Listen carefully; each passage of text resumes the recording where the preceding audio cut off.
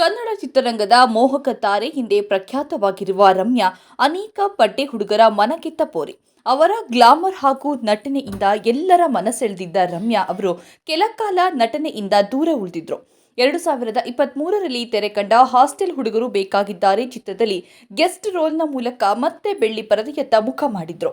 ಹೌದು, ಮೋಹಕ ತಾರೆ ರಮ್ಯಾ ಅವರನ್ನ ಬೆಳ್ಳಿತೆರೆಯ ಮೇಲೆ ನೋಡುವ ಹಂಬಲ ಅನೇಕರಲ್ಲಿದೆ. ಈ ಕಾರಣಕ್ಕೆ ಕಾಲಕಾಲಕ್ಕೆ ಚಿತ್ರರಂಗಕ್ಕೆ ಮರಳಿ ಬರುವ ಮುನ್ಸೂಚನೆ ನೀಡ್ತಾನೇ ಬಂದಿದ್ದ ರಮ್ಯಾ ಉತ್ತರಾಖಂಡ ಮೂಲಕ ಮರಳಿ ಬಂದ್ರು ಕೂಡ.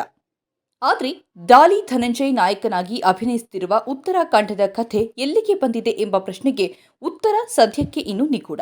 ಹೀಗಿರುವಾಗಲೇ ರಮ್ಯಾ ತಮ್ಮ ಸಾಮಾಜಿಕ ಜಾಲತಾಣದಲ್ಲಿ ವಿಡಿಯೋ ಹಂಚಿಕೊಂಡಿದ್ದಾರೆ.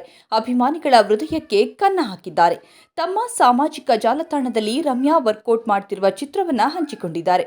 ಅದನ್ನ ನೋಡ್ತಿದ್ರೆ ಯಾರಿಗಾದ್ರೂ ಇದು ರಮ್ಯಾ ಚಿತ್ರರಂಗವನ್ನ ಮತ್ತೆ ಪ್ರವೇಶಿಸಲು ಮಾಡ್ತಿರುವ ಕಸರತ್ತು ಎಂಬ ಅನುಮಾನ ಮೂಡೋದು ಸಹಜ. ರಮ್ಯಾ ಅಭಿಮಾನಿಗಳಿಗೆ ಇದೇ ಅನುಮಾನ ಸದ್ಯಕ್ಕೆ ಕಾಡ್ತಿದೆ.